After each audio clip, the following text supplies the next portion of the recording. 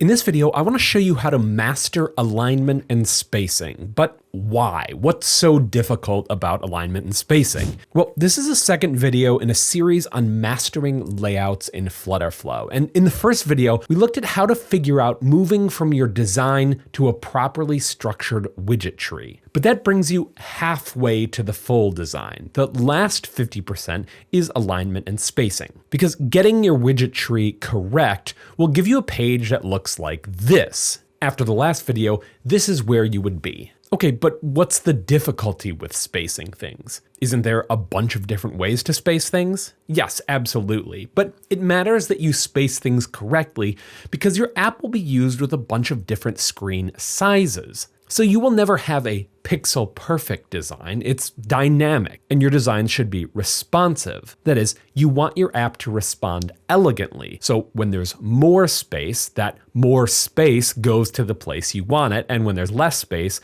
the space is taken away from where you want it and nothing breaks. Okay, let's get to it. Just like with our first video, there are 4 steps. First, for items that have a determinative or specific height and width, you set those. Second, you set your alignment on your columns, rows, or stacks. Third, you set the item spacing. And fourth, your padding. Now, there's an order to these steps, and they move from more determinative to less determinative. Because if you make your decisions on the things that you're sure of first, it will narrow your options on the other things where you have more choices. Okay, so let's start with this first step. Which items have specific height and widths, things that don't change? Well, clearly this row up here, this image down here, these buttons down here, these 2 items down here, and this big container. And one more thing, this background image, that's specific too, because we want to fill the entire background. Now, some things are obvious that they have a specific height or width, but other things it's not clear. So for instance, this container right here. And a good question to ask yourself is, will that item change sizes depending on what's inside? If it is, then it will be dynamically sized. That is, won't have a specific height or width. Okay, so let's go set all those things. Now, before we got into here, I did do one thing, and that's I set up my design system. So I set my colors that I need, my type, and I made some theme widgets. Theme widgets are just base styles you can apply to primitive widgets. So here I've got a style for a button that I'm gonna need and another button right here. All right, let's start with our background image right here. And you can see it's not filling the top and the bottom here, and that's because we have this safe area on right here. So we can just turn that off and it's gonna jump up. So let's start up with the top right here, and we'll start with this button in the middle right here, and we can go to our theme style widgets and just select the one that we want. And then we can go to these toggle icons and set their theme styles right here, which is just gonna remove that background and change the color. And then we can go in and change that icon to something that we want, like shopping. And we need a user icon for this. Beautiful. Next, we've got our image right here, and I've already set the width. That sounds good. And I've applied our text styles already to these. So we can move on to these buttons down here. And we've got theme widgets set right here. So one for that one and one for that one. And same for this button. It's that clear style right there. And now we've got this whole bottom section right here. Now, if we scroll down, that's this container down here. We will make it the full width of its parent and give it a height of 140 pixels. That also has some border radius on the top, so let's give it that. And we need this little guy right there. So we can come in here, give it the color we want, give it a height of 6 and a width of 24. That looks good. And let's just round these corners. Beautiful. Okay, step 1 done. We've set our heights and widths for anything that has specific values. Next is alignment. So we're gonna go through our columns, our rows, our stacks, and we're gonna set the alignment properties. So let's just start at the top of our widget tree right here. And to do this, it's often helpful to collapse your widget tree down to the immediate child widgets. And the reason is that it's easier to get into your head what is going to actually happen when you're changing properties. So if you just come down here and collapse that and collapse that, that's a lot clearer now. So we've got our container that's handling our background image that has a column and then just two items right here. And if you don't know what they are, you can of course hover over and you can see I've got this top row right here and then this column, which is everything else from here down. And if you remember from the last video, we decided that a good way to handle this UI was to have two items of this column and then to push them out to the edges using this space between. So if we click that, then you can see we're moving closer to that end design. And what this does is it keeps this top row pushed up to the top and this bottom item pushed down to the bottom,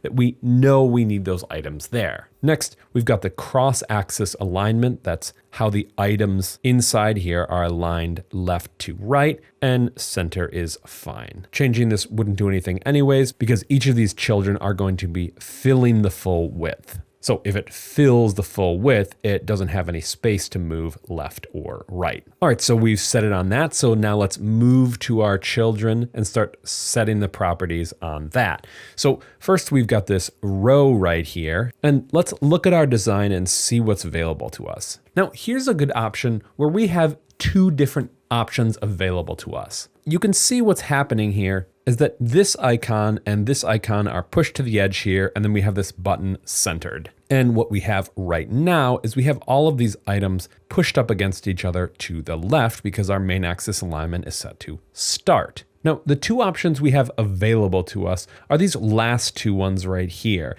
That is space around and space between. And this brings up a very important point. Sometimes we can think about design as where to put items on a canvas, and that's part of it. But the other part of it is where to put the space or the extra space. Because this will be viewed on a bunch of different devices, that means that when we have a larger device, there will be extra space, and where will that extra space go? So here's a really helpful question to ask if you're deciding between two different solutions. Where will the extra space go? Or the flip side of that, when it gets smaller, where will the extra space be taken out of? So you can see on the option we have right here with space between, the extra space is going in between these two items here. If we add it right here with space around, you can see that the extra space will be added on this side, this side, this side, and this side. So which answer you will choose will depend on which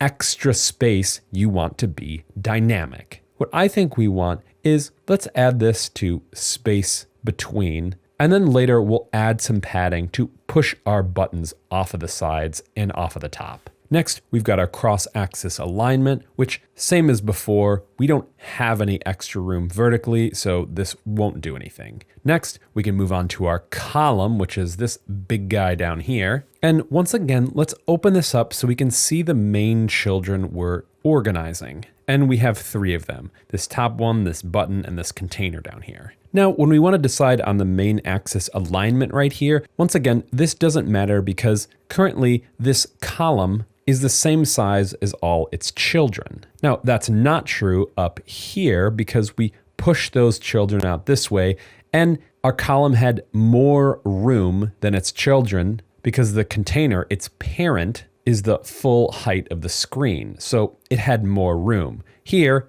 there's no room, so our main axis alignments won't do anything. Similarly with our cross-axis alignment, so we're done with that. Next, we've got our stack. And of course, we don't have the same alignment properties as we do in columns and rows, but we still have an alignment property here, our default child alignment. So let's open up our stack here and close it down so we can see we just have a container and an image. And if you remember, it looks like this. This is the image here, and then this whole container here with all of these items is that container. So we probably want the default alignment of the children to be up in this center part right here. Great, and we can keep going. Let's drill down into this container right here. And then we just got all of these elements right here. Aligning to the top is fine. And here our cross-axis alignment does make a difference because you can see that that will align all of these child widgets in here. And of course we want them in the center. Beautiful. And we've reached the end of the branch here, so we can just close that up and move down. And all we have left is this container here with this column of 2 widgets right in here. They're already aligned to the top of this, which is what we want because those are supposed to be pressed up against the top of this little container right here and in the center. So beautiful. So that's it. Our second step is done. Okay, so we are on to step 3, which is to set item spacing in columns and rows. And what is that? Well, you can see in our column right down here, we've got this item spacing. And if we can just give a little bit more space here, what this is going to do is in the children of this column, it will add spacing in between each of the items. I can also set start spacing, which will add it to the top there, and end spacing. Now, we don't have anything at the end here, so we can't see that. But if you have the same start and end spacing, you can just click this, and it'll apply this to not only between the children, but also at the beginning and the end. Okay, so let's start at the top of our hierarchy and work down in our columns and rows and add spacing where we need. So all the way at the top of this column right here, let's close these up so we can see. We've got 2 items in this column, which is just our row and the rest of these items. And we don't need to add any spacing here because that would just add it in the middle, and this middle space is already being handled by our main axis alignment. Okay, so let's move on to our row right here. And once again, this spacing is being handled by our main axis alignment, so we can move on to this column right here, which is comprised of 3 elements right here. So this whole block of content, this button, and this bottom thing right here. So if we were to add spacing, it would add it between this top item and this button, and between this button and the bottom one right here. So if we can see it, it does that. And that's beautiful. That's what we want. And let's just bump it up to about 50. That looks great. Next, we can move into our stack right here. Of course, stack doesn't have item spacing. So we'll just go into our column right here, all of these items in here. And let's take a look at our design. Now you can see that we have different amounts of spacing in here. So the spacing between these 2 headers is the same spacing between these 2 buttons down here. The spacing above this middle body text here is the same spacing as below. So those are 2 different spacings. And then we get a 3rd one on the bottom and a 4th one on the top. So we have some decisions to make here because we have 4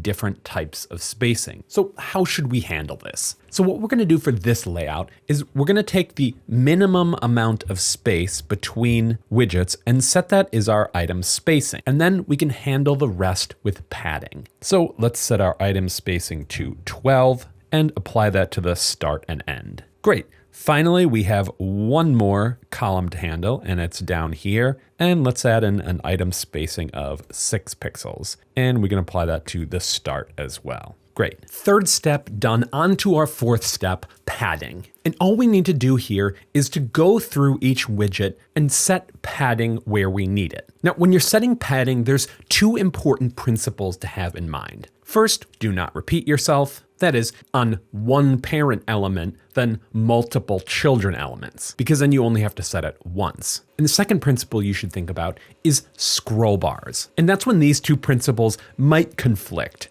Let me show you an example. So here I've got 2 different pages and they look identical, but they have padding applied in 2 different ways. So in this first one right here, I have my top level column and I've set the padding here with 16 pixels on each side. In the second page here, I don't have any padding on that top level column. It's applied to each one of the children inside. So I've got 16 pixels pushing off here.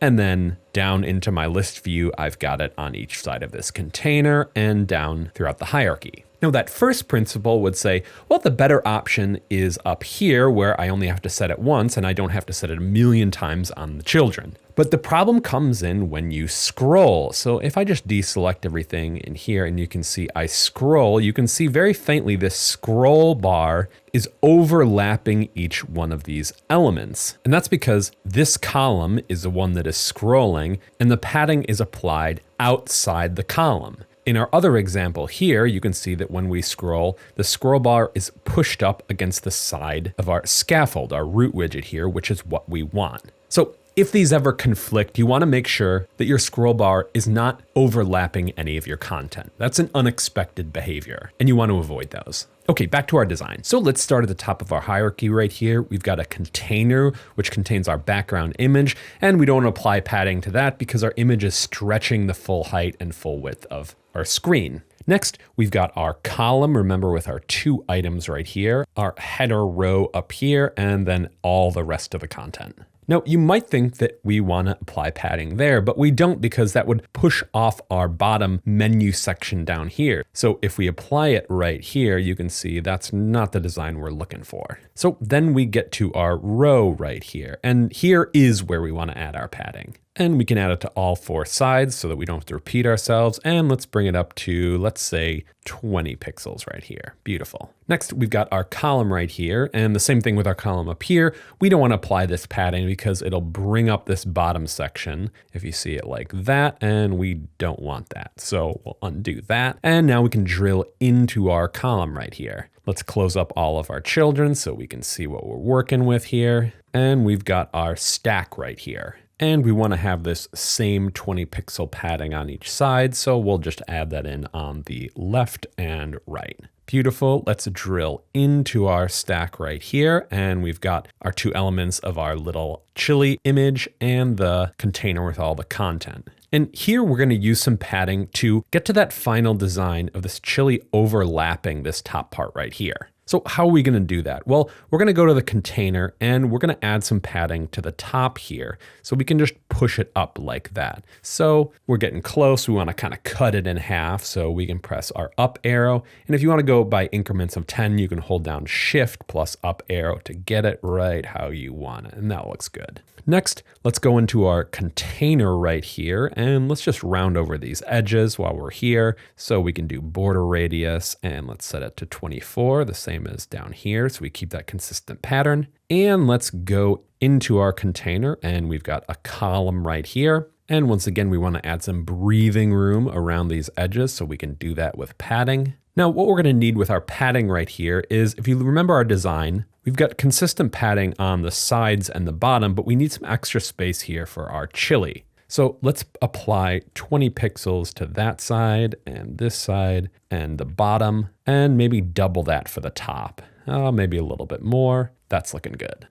Next, to just clean up here, let's take our text and let's center it there. And we need to clean up the spacing between each of these things, which we can do through our padding. And that's because, if you remember, we set the minimum amount of padding, but then we have some groupings of content. So these items are grouped, this item is by itself, and then these buttons are grouped. So let's take this text here and increase the top and bottom spacing so we can see that we've got 3 distinct groups. Beautiful. And that's it. That's the 4 steps for finishing your designs in FlutterFlow. Let's take a look at our other example. All right, so here's our screen, and the first step is to set the determinative things. So things that we know the height and width. So what is that? Well, this logo right here, this little image, we know this box will be right here, these images down there, and this button probably. Now, you may be wondering, oh, what about this? This might be, but remember the question that you can ask to figure out if something has an absolute value. If the screen changes size, will that element change size? So this probably will. Okay, so let's jump into the design. Okay, so let's start out with our logo right here, and we're gonna want that to be about 160 pixels.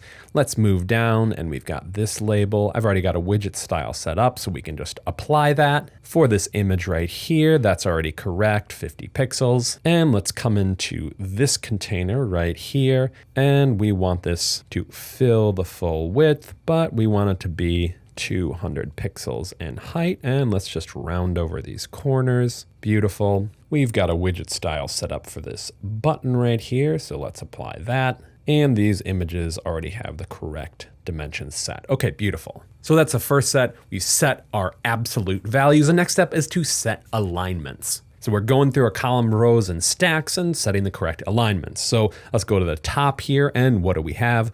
We've got our main axis alignment, and so we've got these 4 children right here. This one, this one, this one, and this one.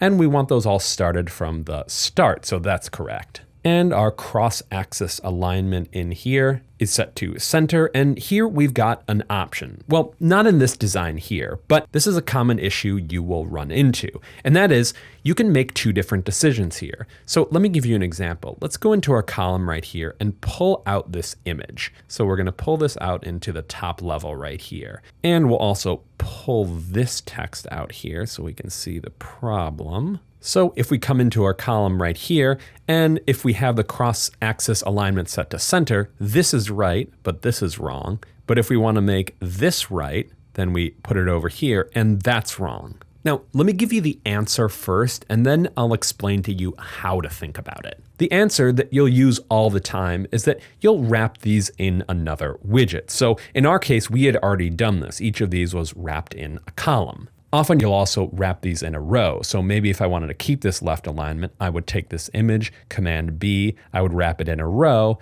and then set my row here to center. Of course, that's basically the same thing as we had before when we had our items in our other columns, and then you just have your cross-axis alignment, and that's set to center. Now, how to think about this is you want to think about it in terms of its hierarchy. So if you were to add another element into this column here, what would you expect based on your design? Would you expect it to be centered or aligned left? Whatever that expectation is based on your design, you want to set that. And then when you move on to the next level of your hierarchy, so here would be inside this little column with this header and this text field right here, you can ask that same question. For instance, in this card right here, if you remember from our design, these things are aligned to the left. So if you were to add something else, you would expect it to line up there. Where the expectation in this item right here is that they're centered. So you can ask that question about what's the visual pattern at each level of the hierarchy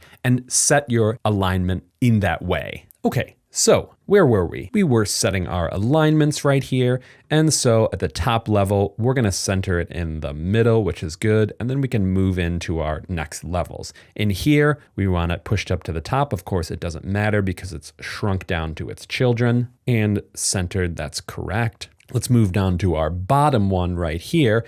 And here from the design, we want that pushed up against the left margin. So let's move it over there. Beautiful. Now we can move into our hierarchy here, and we don't have anything else in this column, so we can close that up.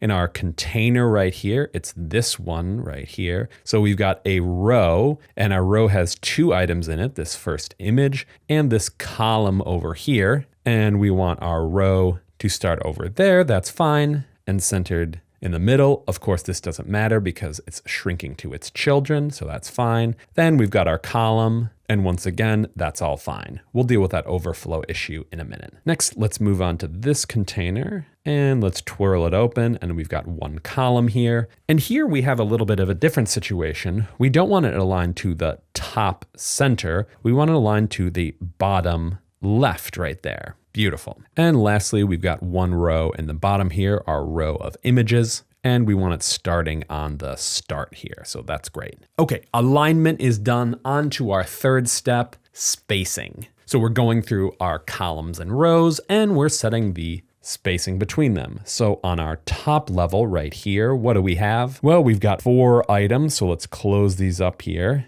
And we've got an item spacing of about 30 pixels. Let's move into our column right here, and this has an item spacing of about 24 pixels. In our container right here, let's go into this row, and that has an item spacing of about 12 pixels. And same thing with our column right here. Let's give that 12. Our next container down here, let's close that up. And our item spacing, once again, is about 12. Lastly, we've got our column here. We're going to give it 12 pixels and open it up. And in our row, we also have 12 pixels. Beautiful. The design's finally starting to come together. We've got our last step, and that is padding. So if we start up at the top here, we've got our top level column. And of course, we do need padding in here. But if you remember, if we add padding on here, because this is a scrolling layout, we're going to get our scroll bars that'll overflow here. So we don't want to do that. So let's close these up, and we want to add it on each one of the items here. So I'm going to add in 24 pixels right here and 24 there. And we're going to do this to all of the items so we can actually select them all, and they're multi-selected, so we can add them all at once. Beautiful. Next, let's come into our container right here. And we actually forgot to add the style to this, so let's just add that real quick. So it's already got a color. We just need a border on here. So let's give it a border of 1 and some border radius. And let's set the border color to our secondary text color. Okay, great. So we're in our row that has these 2 items right in there. And we want to add some padding, and it's going to be all the way around here. Let's give it 12 pixels. That's great. And as you may have seen already, we're getting some other problems. We're getting some overflow problems. So we really have 2 problems that are going on. And this is going to happen as you build your design. You're going to realize that there are other properties that you need to set that you didn't realize on your first time through, and that's fine. So let's deal with this overflow first. And how do I know there's an overflow error? Well, one is you see this overflow. You'll only see this icon if there are overflow problems. And if you click on it, it'll show you where it's happening right here. Now, when you encounter overflow problems, there's 2 main ways to solve it. Either flexible or expanded, or make it scrollable. Now, this error occurs, and you'll most often see it with columns and rows, although it can happen in many widgets. And it occurs because columns and rows don't automatically handle when content overflows its constraints. You have to tell it how to handle it. And there's fundamentally 2 different ways. So in this row right here, I could either say, oh, you can be scrollable now. So then you could scroll over here, and that's how it's handling that overflow. But I don't want that to be scrollable. So let's reset this. And what instead we're going to do is we're going to take this column right here and set it to flexible. That's telling our column to size itself according to what space it's given. And that means it'll wrap the text inside to the next line. Now down here, we want to be able to scroll these items, so we can just set that to scrollable, but I want you to see right there when I click this is that that goes away. Beautiful. Now you'll notice one other thing that happened. If you look at this card right here, and you can see there's something wrong. Let me show you the design and see if you can catch it. Do you see that? That this is supposed to be pushed to the top here. We didn't see that before because before the entire container was just as big as everything. This text just went on. So there was not enough height here for this to be positioned at the top, the middle, or the bottom. But now we have room, and so we have to deal with that. So we can just click on the item right here. And if we go to its parent, because the parent sets the position, you can see that this is happening because of our cross-axis alignment is set to center. So we can just push that up to the top. And we have a similar issue with this text down here. So let's just click on it, go to the parent that you can do a shortcut, press the up arrow on your keyboard. And the same thing, it's set to the middle. So let's just push it over to the left. Beautiful. All right, let's continue on with our padding. So now we can come into this item right inside our container right here, and we want to give that a padding on all 4 sides of 20 pixels. And that's it. Our design is finished. Beautiful. So those are the 4 steps to finish up your designs in FlutterFlow. If you haven't watched the first video on mastering layouts where we review how to look at a design and structure your widgets properly, we've linked that below. Please leave us any layout questions you have, or if there's any other ideas you want to see us cover in a video, we'd love to do that. Thanks so much, and we'll see you in the next video.